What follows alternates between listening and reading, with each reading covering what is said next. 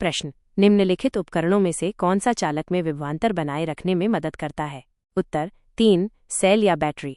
व्याख्या, विभवांतर किसी विद्युत परिपथ में दो बिंदुओं के बीच का विभवांतर, वोल्टेज, विद्युत धारा को प्रवाहित करने के लिए आवश्यक शक्ति का माप होता है। यह एक बिंदु से दूसरे बिंदु तक इलेक्ट्रॉनों को स्थानांतरित करने के लिए आवश्यक कार्य है। सेल या बैटरी। सेल या बैटरी एक रासायनिक उपकरण होता है जो रासायनिक ऊर्जा को विद्युत ऊर्जा में परिवर्तित करता है। जब एक परिपथ में सेल या बैटरी को जोड़ा जाता है तो यह परिपथ में एक स्थिर विभवांतर बनाए रखता है, जिससे विद्युत धारा लगातार प्रवाहित होती रहती है। अन्य विकल्प, एमीटर। एमीटर एक उपकरण है जो विद्युत परिपथ में बहने वाली विद्युत धारा को मापता है। वोल्टमीटर। वोल्टमीटर एक उपकरण है जो विद्युत परिपथ में दो बिंदुओं के बीच के विभवांतर को मापता है। गैल्वेनोमीटर। गैल्वेनोमीटर एक संवेदनशील उपकरण है जो विद्युत धारा की उपस्थिति और दिशा को दर्शाता है। चित्र। निष्कर्ष, ऊपर दिए गए चित्र में बैटरी एक स्थिर विभवांतर प्रदान करती है जो बल्ब में से होकर विद्युत धारा को प्रवाहित करती है। एमीटर इस विद्युत धारा को मापता है। अतः सही उत्तर 3, सेल या बैटरी है। संक्षेप में, विभवांतर विद्युत धारा प्रवाह के लिए आवश्यक शक्ति, सेल बैटरी रासायनिक ऊर्जा को विद्युत ऊर्जा में बदलता है, स्थिर विभवांतर प्रदान करता है। एमीटर विद्युत धारा मापता है। वोल्टमीटर विभवांतर मापता है। गैल्वेनोमीटर विद्युत धारा की उपस्थिति और दिशा दर्शाता है। मुझे उम्मीद है कि ये व्याख्या आपके लिए उपयोगी होगी। प्रश्न, उद्योगों में प्रयुक्त शक्ति पावर की इकाई है। उत्तर 2, हॉर्स पावर। व्याख्या, शक्ति किसी कार्य को करने की दर को दर्शाती है, यानी किसी काम को पूरा करने में कितना समय लग रहा है। इसका मतलब है कि शक्ति ये बताती है कि कोई वस्तु या सिस्टम कितनी तेजी से काम कर रहा है। शक्ति की एसआई इकाई वॉट W होती है, लेकिन उद्योगों में विशेषकर मशीनरी की शक्ति को मापने के लिए अक्सर हॉर्स पावर HP का उपयोग किया जाता है। हॉर्स पावर एक पुराना मापक है जो मूल रूप से एक घोड़े द्वारा किए जा सकने वाले काम को दर्शाता था। आजकल इसे वॉट में परिवर्तित किया जा सकता है। एक हॉर्स पावर लगभग 746 वॉट के बराबर होता है। क्यों उद्योगों में हॉर्स पावर का उपयोग किया जाता है? ऐतिहासिक कारण, पहले के समय में मशीनों की शक्ति की तुलना घोड़ों से की जाती थी, इसलिए हॉर्स पावर एक प्रचलित इकाई बन गई। बड़ी संख्याओं के लिए सुविधा, बड़ी मशीनों की शक्ति को वॉट में व्यक्त करने पर संख्या बहुत बड़ी हो जाती है, इसलिए हॉर्स पावर का उपयोग संख्याओं को छोटा और प्रबंधित करने में आसान बनाने के लिए किया जाता है। अन्य विकल्प, किलोवाट kW, यह भी शक्ति की एक इकाई है और 1 किलोवाट 1000 वॉट के बराबर होता है। इसका उपयोग घरेलू उपकरणों और छोटी मशीनरी की शक्ति को मापने के लिए किया जाता है। वॉट W ये शक्ति की एसआई इकाई है और इसका उपयोग विद्युत उपकरणों की शक्ति को मापने के लिए किया जाता है। जूल ऊर्जा की इकाई है, न कि शक्ति की। निष्कर्ष, उद्योगों में बड़ी मशीनरी की शक्ति को मापने के लिए हॉर्स पावर HP का उपयोग किया जाता है, क्योंकि यह एक ऐतिहासिक रूप से प्रचलित इकाई है और बड़ी संख्याओं को प्रबंधित करने के लिए सुविधाजनक है। अतः सही उत्तर 2, हॉर्स पावर है। चित्र। संक्षेप में, शक्ति, कार्य करने की दर, इकाई what W, horse power HP। उद्योग, हॉर्स पावर का उपयोग बड़ी मशीनरी के लिए किया जाता है। मुझे उम्मीद है कि ये। प्रश्न, यांत्रिक ऊर्जा किनका योग होती है? उत्तर 2, गतिज ऊर्जा जोड़ स्थितिज ऊर्जा। व्याख्या, यांत्रिक ऊर्जा किसी वस्तु में उपस्थित कुल यांत्रिक ऊर्जा, उसकी गतिज ऊर्जा और स्थितिज ऊर्जा का योग होती है। गतिज ऊर्जा किसी गतिशील वस्तु में उपस्थित ऊर्जा को गतिज ऊर्जा कहते हैं। उदाहरण के लिए, एक चलती हुई गेंद में गतिज ऊर्जा होती है। स्थितिज ऊर्जा किसी वस्तु में उसकी स्थिति के कारण उपस्थित ऊर्जा को स्थितिज ऊर्जा कहते हैं। उदाहरण के लिए, एक ऊंचाई पर रखा हुआ पत्थर में स्थितिज ऊर्जा होती है। चित्र। एक रोलर कोस्टर की गतिज और स्थितिज ऊर्जा का उदाहरण। जब रोलर कोस्टर ऊपर की ओर जाता है तो उसकी गति कम होती है, लेकिन स्थितिज ऊर्जा बढ़ जाती है। जब रोलर कोस्टर नीचे की ओर जाता है तो उसकी गति बढ़ जाती है, लेकिन स्थितिज ऊर्जा कम हो जाती है। अन्य विकल्पों के बारे में। विकल्प 1 और 3, ऊष्मा ऊर्जा को यांत्रिक ऊर्जा में जोड़ना गलत है क्योंकि ये अलग अलग प्रकार की ऊर्जाएं हैं। विकल्प 4, रासायनिक ऊर्जा और विद्युत ऊर्जा भी यांत्रिक ऊर्जा के अलग अलग रूप हैं। निष्कर्ष, किसी भी वस्तु की कुल यांत्रिक ऊर्जा उसकी गतिज ऊर्जा और स्थितिज ऊर्जा के योग के बराबर होती है। अतः सही उत्तर 2, गतिज ऊर्जा जोड़ स्थितिज ऊर्जा है। संक्षेप में, यांत्रिक ऊर्जा इक्वल्स गतिज ऊर्जा जोड़ स्थितिज ऊर्जा। गतिज ऊर्जा गतिशील वस्तु में ऊर्जा, स्थितिज ऊर्जा स्थिति के कारण ऊर्जा। मुझे उम्मीद है कि ये व्याख्या। प्रश्न, कार्बन के निम्न अपरूपों में से धातु विज्ञान में अपचयन एजेंट के रूप में किसका उपयोग किया जाता है? उत्तर 4 कोक। व्याख्या। धातु विज्ञान में खनिजों से धातुओं को शुद्ध रूप में प्राप्त करने की प्रक्रिया को धातुकर्म कहते हैं। इस प्रक्रिया में अक्सर धातु के ऑक्साइड को धातु में बदलने के लिए अपचयन की आवश्यकता होती है। अपचयन एक रासायनिक अभिक्रिया है जिसमें किसी पदार्थ से ऑक्सीजन हटा ली जाती है। धातु विज्ञान में कोक का उपयोग धातु ऑक्साइडों को धातु में परिवर्तित करने के लिए किया जाता है। कोक में कार्बन का उच्च प्रतिशत होता है जो एक अच्छा अपचायक होता है। कोक कोयले को ऑक्सीजन की सीमित आपूर्ति में गर्म करके बनाया जाता है। इस प्रक्रिया में कोयले से अशुद्धियां और वाष्पशील पदार्थ निकल जाते हैं जिससे शुद्ध कार्बन रह जाता है। अन्य विकल्पों के बारे में कार्बन ब्लैक, इसका उपयोग मुख्य रूप से रबर उद्योग में किया जाता है। ग्रेफाइट, इसका उपयोग पेंसिल, लुब्रिकेंट्स आदि में किया जाता है। चारकोल, इसका उपयोग खाना पकाने और जल शोधन में किया जाता है। चित्र। ऊपर दिए गए चित्र में कोक का उपयोग एक भट्टी में लोहे के अयस्क को कम करने के लिए किया जा रहा है। Coke carbon monoxide CO gas उत्पन्न करता है जो लोहे के ऑक्साइड से ऑक्सीजन को हटाकर लोहे को मुक्त करता है। निष्कर्ष। धातु विज्ञान में कोक एक उत्कृष्ट अपचायक है क्योंकि इसमें शुद्ध कार्बन की उच्च मात्रा होती है।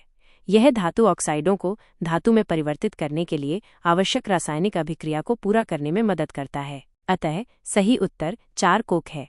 संक्षेप में, कोक शुद्ध कार्बन अपचायक ऑक्सीजन हटाता है। धातु विज्ञान, धातुओं का निष्कर्षण, कोक का उपयोग धातु ऑक्साइडों को धातु में बदलने के लिए।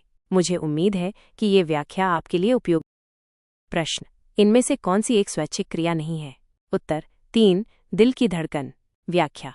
स्वैच्छिक क्रिया ऐसी क्रिया जिसे हम अपनी इच्छा से करते हैं उसे स्वैच्छिक क्रिया कहते हैं। उदाहरण के लिए चलना, दौड़ना, खाना खाना, बोलना आदि। ये सभी क्रियाएं हमारी मस्तिष्क के नियंत्रण में होती हैं और हम इन्हें अपनी इच्छा से शुरू या रोक सकते हैं। अस्वैच्छिक क्रिया ऐसी क्रिया जिसे हम अपनी इच्छा से नहीं कर सकते हैं उसे अस्वैच्छिक क्रिया कहते हैं। ये क्रियाएं हमारे शरीर के अंदर स्वचालित रूप से होती रहती हैं और इन पर हमारा कोई नियंत्रण नहीं होता है। उदाहरण के लिए सांस लेना, दिल की धड़कन, पाचन आदि। विकल्पों का विश्लेषण। विकल्प 1, 2 और 4 ये सभी क्रियाएं हमारी इच्छा से की जा सकती हैं, इसलिए ये स्वैच्छिक क्रियाएं हैं। विकल्प 3, दिल की धड़कन एक ऐसी क्रिया है जो हमारे शरीर के अंदर स्वचालित रूप से होती रहती है और हम इसे अपनी इच्छा से रोक या शुरू नहीं कर सकते हैं, इसलिए यह एक अस्वैच्छिक क्रिया है। चित्र। निष्कर्ष। दिल की धड़कन एक अस्वैच्छिक क्रिया है क्योंकि इसे हम अपनी इच्छा से नियंत्रित नहीं कर सकते हैं। अतः सही उत्तर 3 दिल की धड़कन है। संक्षेप में, स्वैच्छिक क्रिया इच्छा से की गई क्रिया, अस्वैच्छिक क्रिया स्वचालित क्रिया, दिल की धड़कन अस्वैच्छिक क्रिया। मुझे उम्मीद है कि ये व्याख्या आपकी। प्रश्न, स्पष्ट गूंज सुनने के लिए मूल ध्वनि और प्रतिध्वनित ध्वनि के बीच का समय अंतराल कम से कम कितना होना चाहिए? उत्तर 1 0.1 सेकंड। व्याख्या। गूंज एको जब ध्वनि किसी कठोर सतह से टकराकर वापस आती है तो हमें मूल ध्वनि के बाद एक अतिरिक्त ध्वनि सुनाई देती है जिसे गूंज कहते हैं। स्पष्ट गूंज सुनने के लिए मूल ध्वनि और प्रतिध्वनि के बीच का अंतराल पर्याप्त होना चाहिए ताकि दोनों ध्वनियों को अलग अलग सुना जा सके। समय अंतराल। मानव कान 2 अलग अलग ध्वनियों को अलग अलग तभी सुन सकता है जब उनके बीच कम से कम 0.1 सेकंड का अंतराल हो। चित्र। उपरोक्त चित्र में एक गुफा में व्यक्ति चिल्ला रहा है। ध्वनि गुफा की दीवार से टकराकर वापस आ रही है जिससे गूंज उत्पन्न हो रही है। विस्तार में, यदि मूल ध्वनि और प्रतिध्वनि के बीच का अंतराल 0.1 सेकंड से कम होगा तो दोनों ध्वनियां एक साथ मिश्रित हो जाएंगी और हमें स्पष्ट गूंज सुनाई नहीं देगी। यदि अंतराल 0.1 सेकंड से अधिक होगा तो दोनों ध्वनियों के बीच पर्याप्त अंतराल होगा और हम स्पष्ट रूप से गूंज सुन पाएंगे। अन्य विकल्पों का विश्लेषण। विकल्प 2, 3 और 4। इन विकल्पों में दिया गया समय अंतराल 0.1 सेकंड से अधिक है लेकिन बहुत अधिक है। इतने लंबे अंतराल में हम दोनों ध्वनियों को तो सुन पाएंगे लेकिन ये अलग अलग शब्द या वाक्य की तरह सुनाई देंगे, न कि गूंज की तरह। निष्कर्ष। स्पष्ट गूंज सुनने के लिए मूल ध्वनि और प्रतिध्वनित ध्वनि के बीच का समय अंतराल कम से कम 0.1 सेकंड होना चाहिए। अतः सही उत्तर 1 0.1 सेकंड है। संक्षेप में, गूंज ध्वनि का परावर्तन, स्पष्ट गूंज 0.1 सेकंड का अंतराल। अन्य विकल्प बहुत अधिक अंतराल। मुझे उम्मीद है कि ये प्रश्न 2 या अधिक तत्वों के योग से बनता है। उत्तर 4 यौगिक। व्याख्या। तत्व पदार्थ का वह शुद्ध रूप जो केवल एक ही प्रकार के परमाणुओं से बना होता है तत्व कहलाता है। उदाहरण के लिए सोना, चांदी, ऑक्सीजन आदि। यौगिक दो या अधिक तत्वों के निश्चित अनुपात में रासायनिक संयोग से बना शुद्ध पदार्थ यौगिक कहलाता है। उदाहरण के लिए पानी, नमक, NaCl आदि। मिश्रण दो या अधिक पदार्थों को किसी भी अनुपात में मिलाने से बना मिश्रण कहलाता है। उदाहरण के लिए नमक का पानी, हवा आदि। परमाणु तत्व का सबसे छोटा कण जो रासायनिक अभिक्रियाओं में भाग ले सकता है परमाणु कहलाता है। चित्र ऊपर दिए गए चित्र में पानी एक यौगिक है जो 2 हाइड्रोजन परमाणुओं और एक ऑक्सीजन परमाणु से मिलकर बना है। विस्तार में यौगिकों में उपस्थित तत्वों के गुण उनके मूल तत्वों के गुणों से भिन्न होते हैं। उदाहरण के लिए हाइड्रोजन एक ज्वलनशील गैस है और ऑक्सीजन का उपयोग जलने में होता है, लेकिन पानी हाइड्रोजन और ऑक्सीजन का यौगिक न तो ज्वलनशील है और न ही जलने में मदद करता है। यौगिकों को उनके घटक तत्वों में भौतिक विधियों द्वारा अलग नहीं किया जा सकता है, इसके लिए रासायनिक विधियों की आवश्यकता होती है। निष्कर्ष जब 2 या अधिक तत्व एक निश्चित अनुपात में रासायनिक रूप से संयोग करते हैं तो एक नया पदार्थ बनता है जिसे यौगिक कहते हैं। अतः सही उत्तर 4 यौगिक है। संक्षेप में तत्व एक ही प्रकार के परमाणुओं से बना, यौगिक 2 या अधिक तत्वों का रासायनिक संयोग, मिश्रण 2 या अधिक पदार्थों का भौतिक मिश्रण, परमाणु तत्व का सबसे छोटा कण। मुझे उम्मीद है कि ये व्याख्या आपके लिए उपयोगी होगी। यदि आपके कोई अन्य प्रश्न है तो बेझिझक पूछें। प्रश्न बल के समीकरण में F किसके बराबर है? उत्तर 4 ma। व्याख्या बल फोर्स किसी वस्तु की गति की स्थिति में परिवर्तन लाने या लाने की कोशिश करने वाले बाहरी प्रभाव को बल कहते हैं। न्यूटन का दूसरा नियम, इस नियम के अनुसार किसी वस्तु पर लगाया गया बल उस वस्तु के द्रव्यमान और उसके त्वरण के गुणनफल के बराबर होता है। गणितीय रूप में बल F = द्रव्यमान m गुणा त्वरण a या F = में। अन्य विकल्पों का विश्लेषण mv ये संवेग मोमेंटम को दर्शाता है, mgh यह स्थितिज ऊर्जा पोटेंशियल एनर्जी को दर्शाता है, u जोड़ at यह किसी वस्तु के वेग वेलोसिटी का समीकरण है जहां u प्रारंभिक वेग, a त्वरण और t समय है।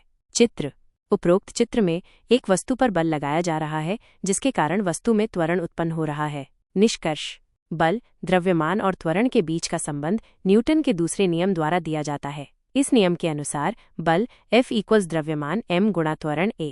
अतः सही उत्तर 4 में है। संक्षेप में बल किसी वस्तु की गति की स्थिति में परिवर्तन, न्यूटन का दूसरा नियम F = ma। अन्य विकल्प संवेग, स्थितिज ऊर्जा, वेग। मुझे उम्मीद है कि ये व्याख्या आपके लिए उपयोगी होगी। यदि प्रश्न कार्बन C12 के 1 मोल में कितने परमाणु होंगे? उत्तर 1 6.02 x 10⁻23। व्याख्या मोल पदार्थ की मात्रा का एक मात्रक है। यह अवोगाद्रो संख्या एवोगाड्रोस नंबर के बराबर कणों, परमाणु, अणु, आयन आदि की संख्या को दर्शाता है। अवोगाद्रो संख्या यह एक स्थिर संख्या है जिसका मान 6.02 x 10⁻23 होता है। इसका मतलब है कि किसी भी पदार्थ के 1 मोल में 6.02 x 10⁻23 कण होते हैं। कार्बन -12 कार्बन का एक समस्थानिक है जिसमें 6 प्रोटॉन और 6 न्यूट्रॉन होते हैं। चित्र उपरोक्त चित्र में अवोगाद्रो संख्या और मोल अवधारणा को दर्शाया गया है। 1 मोल कार्बन -12 में 6.02 x 10⁻23 कार्बन परमाणु होते हैं। विस्तार में चाहे आप कार्बन -12 के बारे में बात कर रहे हों या किसी अन्य तत्व के बारे में, 1 मोल में हमेशा 6.02 x 10⁻23 कण होते हैं। ये संख्या इतनी बड़ी है कि कल्पना करना मुश्किल है। उदाहरण के लिए 1 मोल कार्बन -12 का द्रव्यमान लगभग 12 ग्राम होता है, लेकिन इसमें 6.02 x 10⁻23 परमाणु होते हैं। अवोगाद्रो संख्या का उपयोग रसायन विज्ञान में पदार्थ की मात्रा की गणना करने के लिए किया जाता है। निष्कर्ष कार्बन -12 के 1 मोल में 6.02 x 10⁻23 परमाणु होते हैं। यह अवोगाद्रो संख्या का एक महत्वपूर्ण अनुप्रयोग है। अतः सही उत्तर 6.02 x 10⁻23 है। संक्षेप में मोल पदार्थ की मात्रा का मात्रक, अवोगाद्रो संख्या 6.02 x 10⁻23। 1 मोल में 6.02 x 10⁻23 कण। मुझे उम्मीद है कि ये व्याख्या आपके लिए उपयोगी। प्रश्न यदि डोबेराइनर के त्रिक का पहला और तीसरा सदस्य फास्फोरस और एंटीमनी है तो इस त्रिक का दूसरा सदस्य कौन सा होगा? उत्तर 2 आर्सेनिक। व्याख्या डोबेराइनर का त्रिक यह एक पुराना वर्गीकरण का सिद्धांत था जिसमें तत्वों को उनके समान गुणधर्मों के आधार पर 3-3 के समूहों में वर्गीकृत किया गया था। इन समूहों को त्रिक कहा जाता था। त्रिक में मध्य वाले तत्व के गुण पहले और तीसरे तत्व के गुणों का औसत होते थे। इस प्रश्न में पहला तत्व फॉस्फोरस, तीसरा तत्व एंटीमनी, हमें दूसरा तत्व ज्ञात करना है। आवर्त सारणी के अनुसार फॉस्फोरस, आर्सेनिक और एंटीमनी एक ही समूह नाइट्रोजन समूह के तत्व हैं। इन तीनों तत्वों के गुणधर्मों में काफी समानता होती है। आर्सेनिक, फॉस्फोरस और एंटीमनी के गुणों का औसत है।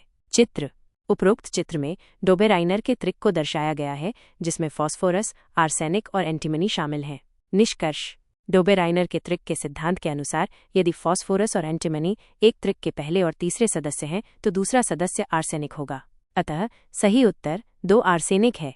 संक्षेप में, डोबेराइनर का त्रिक तत्वों का एक समूह जिसमें 3 तत्व होते हैं और उनके गुणधर्मों में समानता होती है। आवर्त सारणी तत्वों को उनके गुणधर्मों के आधार पर व्यवस्थित करने का एक तालिका। फॉस्फोरस, आर्सेनिक और एंटीमनी नाइट्रोजन समूह के तत्व हैं।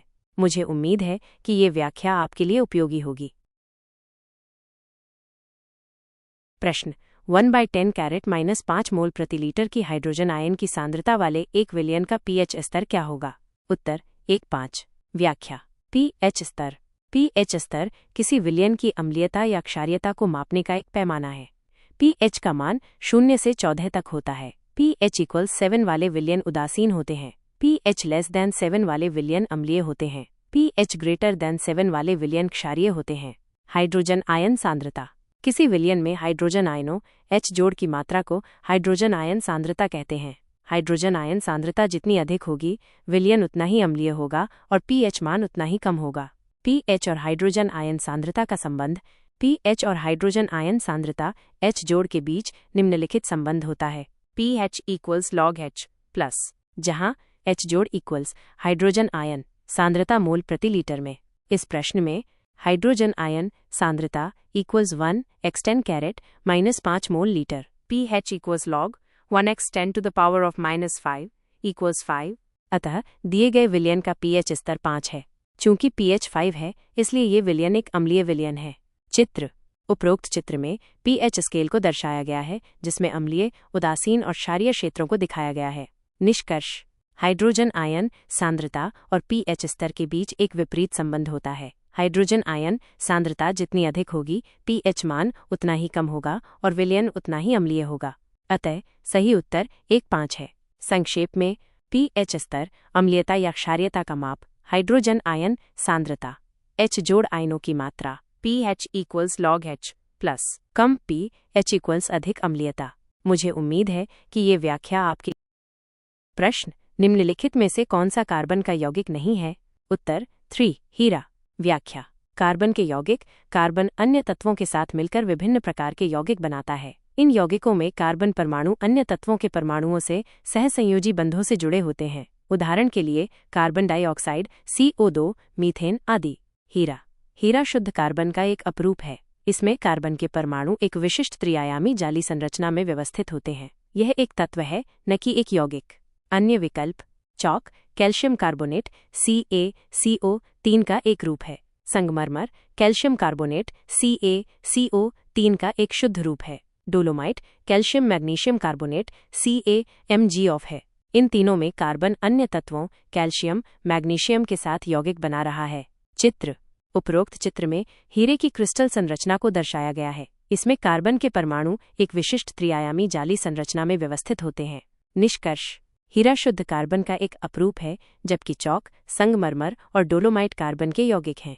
अतः सही उत्तर 3 हीरा है। संक्षेप में, कार्बन के यौगिक कार्बन और अन्य तत्वों के संयोग से बने पदार्थ हीरा, शुद्ध कार्बन का एक अपरूप चॉक, संगमरमर, डोलोमाइट कार्बन के यौगिक। मुझे उम्मीद है कि ये व्याख्या आपके लिए उपयोगी होगी। यदि आपके कोई अन्य प्रश्न हैं तो बेझिझक पूछें। प्रश्न, काम करने की क्षमता को क्या कहा जाता है? उत्तर 4 ऊर्जा। व्याख्या, ऊर्जा किसी वस्तु में कार्य करने की क्षमता को ऊर्जा कहते हैं। दूसरे शब्दों में, किसी वस्तु द्वारा किया गया कार्य उसमें निहित ऊर्जा का ही एक रूप है। अन्य विकल्पों का विश्लेषण, बल किसी वस्तु की गति की स्थिति में परिवर्तन लाने या लाने की कोशिश करने वाले बाहरी प्रभाव को कहते हैं। शक्ति किसी कार्य को करने की दर को कहते हैं। दाब किसी सतह के इकाई क्षेत्रफल पर लगने वाले बल को दाब कहते हैं। चित्र, उपरोक्त चित्र में ऊर्जा के विभिन्न रूपों को दर्शाया गया है, जैसे गतिज ऊर्जा, स्थितिज ऊर्जा आदि। विस्तार में ऊर्जा के कई रूप होते हैं, जैसे गतिज ऊर्जा, गतिमान वस्तु में निहित ऊर्जा। स्थितिज ऊर्जा, किसी वस्तु की स्थिति के कारण निहित ऊर्जा। रासायनिक ऊर्जा, रासायनिक बंधनों में संचित ऊर्जा। विद्युत ऊर्जा, विद्युत आवेशों के प्रवाह से उत्पन्न ऊर्जा। तापीय ऊर्जा, किसी वस्तु के कणों की गति के कारण उत्पन्न ऊर्जा। ऊर्जा का रूपांतरण एक रूप से दूसरे रूप में होता रहता है। उदाहरण के लिए बिजली से बल्ब में प्रकाश ऊर्जा में परिवर्तित होती है। निष्कर्ष, किसी भी वस्तु में कार्य करने की क्षमता को ही ऊर्जा कहते हैं। अतः सही उत्तर 4 ऊर्जा है। संक्षेप में, ऊर्जा कार्य करने की क्षमता, बल, गति में परिवर्तन लाने का प्रभाव, शक्ति, कार्य करने की दर, दाब, इकाई क्षेत्रफल पर बल। मुझे उम्मीद है कि ये व्याख्या आपके लिए।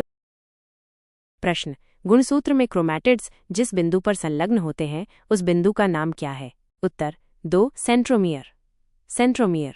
व्याख्या, गुणसूत्र कोशिका के केंद्रक में पाए जाने वाले धागेनुमा संरचनाएं हैं जिनमें आनुवंशिक पदार्थ DNA होता है। जब कोशिका विभाजन की प्रक्रिया शुरू होती है तो गुणसूत्र 2 समान भागों में विभाजित हो जाते हैं जिन्हें क्रोमैटिड्स कहा जाता है। ये दोनों क्रोमैटिड्स एक विशेष बिंदु पर जुड़े रहते हैं। इस बिंदु को ही सेंट्रोमियर कहते हैं। सेंट्रोमियर का कार्य, क्रोमैटिड्स को जोड़ना। सेंट्रोमियर क्रोमैटिड्स को एक साथ जोड़े रखता है। गुणसूत्रों के विभाजन में सहायता, कोशिका विभाजन के दौरान स्पिंडल तंतु सेंट्रोमियर से जुड़ते हैं और क्रोमैटिड्स को कोशिका के विपरीत ध्रुवों की ओर खींचते हैं। गुणसूत्रों की पहचान, सेंट्रोमियर गुणसूत्रों की आकृति और आकार को निर्धारित करने में महत्वपूर्ण भूमिका निभाता है। अन्य विकल्प, न्यूक्लियोसोम DNA और प्रोटीन का एक संकुल होता है जो गुणसूत्रों की मूल इकाई होता है। तारककाय कोशिका विभाजन में भूमिका निभाने वाले कोशिकांग होते हैं। जीन DNA का एक खंड होता है जो किसी विशेष लक्षण के लिए कोड करता है। चित्र, उपरोक्त चित्र में एक गुणसूत्र को दिखाया गया है जिसमें 2 क्रोमैटिड्स सेंट्रोमियर द्वारा जुड़े हुए हैं। निष्कर्ष, गुणसूत्र में क्रोमैटिड्स को जोड़ने वाले बिंदु को सेंट्रोमियर कहा जाता है। यह कोशिका विभाजन में महत्वपूर्ण भूमिका निभाता है। अतः सही उत्तर 2 सेंट्रोमियर है। संक्षेप में, गुणसूत्र आनुवंशिक पदार्थ DNA युक्त धागेनुमा संरचनाएं। क्रोमैटिड्स गुणसूत्र के समान 2 भाग। सेंट्रोमियर क्रोमैटिड्स को जोड़ने वाला बिंदु। सेंट्रोमियर का कार्य, क्रोमैटिड्स को जोड़ना, गुणसूत्रों के विभाजन में सहायता, गुणसूत्रों की पहचान। मुझे उम्मीद है कि ये व्याख्या आपके लिए उपयोगी होगी। यदि आप प्रश्न, गुणसूत्र में क्रोमैटिड्स जिस बिंदु पर संलग्न होते हैं उस बिंदु का नाम क्या है? उत्तर 2 सेंट्रोमियर। सेंट्रोमियर। विस्तृत व्याख्या, गुणसूत्र कोशिका के केंद्रक में पाए जाने वाले धागेनुमा संरचनाएं हैं जिनमें आनुवंशिक पदार्थ DNA होता है। जब कोशिका विभाजन की प्रक्रिया शुरू होती है तो गुणसूत्र 2 समान भागों में विभाजित हो जाते हैं जिन्हें क्रोमैटिड्स कहा जाता है। ये दोनों क्रोमैटिड्स एक विशेष बिंदु पर जुड़े रहते हैं। इस बिंदु को ही सेंट्रोमियर कहते हैं। सेंट्रोमियर की भूमिका, क्रोमैटिड्स को जोड़ना। सेंट्रोमियर क्रोमैटिड्स को एक साथ जोड़े रखता है जैसे एक कलाई घड़ी में पट्टा घड़ी को जोड़े रखता है। गुणसूत्रों के विभाजन में सहायता, कोशिका विभाजन के दौरान स्पिंडल तंतु सेंट्रोमियर से जुड़ते हैं और क्रोमैटिड्स को कोशिका के विपरीत ध्रुवों की ओर खींचते हैं जैसे एक रस्सी से 2 वस्तुओं को अलग किया जाता है। यह प्रक्रिया सुनिश्चित करती है कि प्रत्येक नई कोशिका में मूल कोशिका के समान संख्या में गुणसूत्र हों। गुणसूत्रों की पहचान, सेंट्रोमियर गुणसूत्रों की आकृति और आकार को निर्धारित करने में महत्वपूर्ण भूमिका निभाता है। विभिन्न प्रकार के गुणसूत्रों में सेंट्रोमियर की स्थिति अलग अलग होती है जिससे उन्हें पहचानने में मदद मिलती है। अन्य विकल्पों का विश्लेषण, न्यूक्लियोसोम DNA और प्रोटीन का एक संकुल होता है जो गुणसूत्रों की मूल इकाई होता है। ये सेंट्रोमियर से छोटा होता है और गुणसूत्र की पूरी लंबाई में पाया जाता है। तारककाय कोशिका विभाजन में भूमिका निभाने वाले कोशिकांग होते हैं। ये सेंट्रोसोम में स्थित होते हैं और स्पिंडल तंतुओं के निर्माण में मदद करते हैं। जीन DNA का एक खंड होता है जो किसी विशेष लक्षण के लिए कोड करता है। यह गुणसूत्र की पूरी लंबाई में पाया जाता है और सेंट्रोमियर से संबंधित नहीं होता है। उदाहरण, एक गुणसूत्र को एक V' अक्षर की तरह समझ सकते हैं। V' के बीच का बिंदु ही सेंट्रोमियर होता है जहां दोनों भुजाएं क्रोमैटिड्स जुड़ी होती हैं। कोशिका विभाजन के दौरान ये V' खुलता है और दोनों भुजाएं अलग अलग कोशिकाओं में चली जाती हैं। निष्कर्ष, सेंट्रोमियर गुणसूत्रों के लिए एक महत्वपूर्ण संरचना है जो कोशिका विभाजन में महत्वपूर्ण भूमिका निभाता है। यह क्रोमैटिड्स को जोड़ता है और गुणसूत्रों के समान विभाजन को सुनिश्चित करता है। अतः सही उत्तर 2 सेंट्रोमियर है। संक्षेप में, गुणसूत्र आनुवंशिक पदार्थ DNA युक्त धागेनुमा संरचनाएं। क्रोमैटिड्स गुणसूत्र के समान 2 भाग। सेंट्रोमियर क्रोमैटिड्स को जोड़ने वाला बिंदु। सेंट्रोमियर का कार्य, क्रोमैटिड्स को जोड़ना, गुणसूत्रों के विभाजन में सहायता, गुणसूत्रों की पहचान। मुझे उम्मीद है कि यह विस्तृत व्याख्या आपके लिए और अधिक। प्रश्न, किसी फूल के मादा प्रजनन हिस्से को क्या कहा जाता है? उत्तर 3, अंडप, कार्पेल। विस्तृत व्याख्या। फूल के भाग। एक फूल में कई भाग होते हैं जिनमें से कुछ प्रजनन से संबंधित होते हैं और कुछ अन्य कार्य करते हैं। पुंकेसर, स्टिमेन्स, ये फूल का नर भाग होते हैं और परागकणों का उत्पादन करते हैं। अंडप, कार्पेल्स, ये फूल का मादा भाग होते हैं और बीजांड का निर्माण करते हैं जिनमें अंड कोशिका होती है। बाह्यदल, सेपल्स, ये फूल की कली को सुरक्षा प्रदान करते हैं। दल, पेटल्स, ये फूल के रंगीन भाग होते हैं जो कीटों को आकर्षित करते हैं। अंडप, कार्पेल, अंडप फूल का सबसे महत्वपूर्ण भाग होता है क्योंकि इसमें बीजांड होता है जिसमें अंड कोशिका होती है। निषेचन के बाद बीजांड बीज में विकसित होता है। अंडप के भाग। वर्तिका, स्टाइल, यह एक लंबा और पतला भाग होता है जो अंडाशय को वर्तिकाग्र से जोड़ता है। वर्तिकाग्र, स्टिग्मा, यह वर्तिका का शीर्ष होता है और परागकणों को ग्रहण करता है। अंडाशय, ओवरी, यह फूल का सबसे निचला भाग होता है और इसमें बीजांड होते हैं। चित्र। उपरोक्त चित्र में एक फूल के विभिन्न भागों को दिखाया गया है जिसमें अंडप, कार्पेल को भी शामिल किया गया है। निष्कर्ष, किसी फूल के मादा प्रजनन भाग को अंडप, कार्पेल कहा जाता है। ये बीजांड को धारण करता है जिसमें अंड कोशिका होती है। निषेचन के बाद बीजांड बीज में विकसित होता है। अतः सही उत्तर 3, अंडप, कार्पेल है। संक्षेप में, फूल के भाग: पुंकेसर, अंडप, बाह्यदल, दल, अंडप, फूल का मादा भाग, अंडप के भाग, वर्तिका, वर्तिकाग्र, अंडाशय, अंडाशय, बीजांड को धारण करता है। मुझे उम्मीद है कि ये व्याख्या आपके लिए उपयोगी होगी। यदि आपके कोई अन्य प्रश्न हैं तो बेझिझक पूछें। प्रश्न, कवक की कोशिका भित्ति किससे बनी होती है? उत्तर 1, काइटिन, चिटिन। विस्तृत व्याख्या। कवक की कोशिका भित्ति। कवक एक प्रकार का जीव है जो पौधों और जानवरों दोनों से अलग होता है। कवक की कोशिकाओं में एक मजबूत बाहरी परत होती है जिसे कोशिका भित्ति कहते हैं। ये कोशिका भित्ति कवक को आकार और संरचना प्रदान करती है और इसे पर्यावरणीय तनावों से बचाती है। काइटिन, क्वाइटिन एक प्राकृतिक बहुलक है जो कवक की कोशिका भित्तियों का मुख्य घटक होता है। यह एक कठोर और लचीला पदार्थ है जो कीटों के एक्सोस्केलेटन, बाहरी कंकाल में भी पाया जाता है। क्वाइटिन कवक को मजबूती प्रदान करता है और इसे सूखने से बचाता है। अन्य विकल्प: सेल्यूलोज, यह पौधों की कोशिका भित्तियों का मुख्य घटक होता है, न कि कवक का। हेमीसेल्यूलोज, यह पौधों की कोशिका भित्तियों में पाया जाने वाला एक जटिल कार्बोहाइड्रेट है। लिग्निन, यह पौधों की कोशिका भित्तियों को मजबूती प्रदान करने वाला एक जटिल बहुलक है। चित्र। उपरोक्त चित्र में एक कवक कोशिका को दिखाया गया है जिसमें काइटिन से बनी कोशिका भित्ति को लेबल किया गया है। निष्कर्ष, कवक की कोशिका भित्ति मुख्य रूप से काइटिन से बनी होती है। काइटिन कवक को संरचना और मजबूती प्रदान करता है। अतः सही उत्तर 1, काइटिन, चिटिन है। संक्षेप में, कवक की कोशिका भित्ति कवक कोशिकाओं को संरचना और सुरक्षा प्रदान करती है। काइटिन कवक की कोशिका भित्तियों का मुख्य घटक। अन्य विकल्प: सेल्यूलोज, हेमीसेल्यूलोज, लिग्निन पौधों की कोशिका भित्तियों में पाए जाते हैं। मुझे उम्मीद। प्रश्न, निम्नलिखित में से किसका उपयोग पेयजल को कीटाणु रहित करने के लिए किया जाता है? उत्तर 4, ब्लीचिंग पाउडर। विस्तृत व्याख्या। पेयजल को कीटाणु रहित करना। पेयजल को कीटाणु रहित करना बहुत महत्वपूर्ण है क्योंकि इसमें मौजूद हानिकारक जीवाणु बीमारियां पैदा कर सकते हैं। इसलिए पीने के पानी को सुरक्षित बनाने के लिए उसे कीटाणु रहित किया जाता है। Bleaching powder.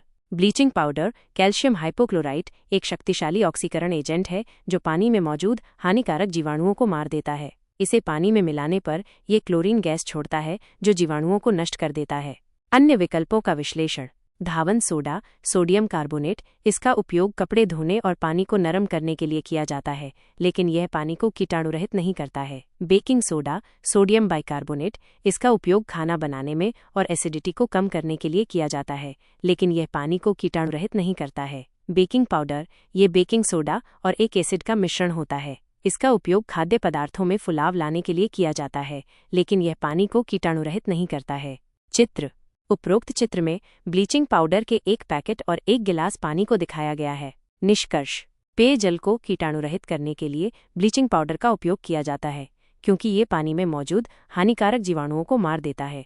अतः सही उत्तर 4, ब्लीचिंग पाउडर है। संक्षेप में, पेयजल पीने के लिए उपयुक्त पानी, कीटाणुरहित, हानिकारक जीवाणुओं से मुक्त। ब्लीचिंग पाउडर एक शक्तिशाली ऑक्सीकरण एजेंट जो पानी को कीटाणुरहित करता है। अन्य विकल्प धावन soda, baking soda, baking powder पानी को कीटाणु रहित नहीं करते हैं।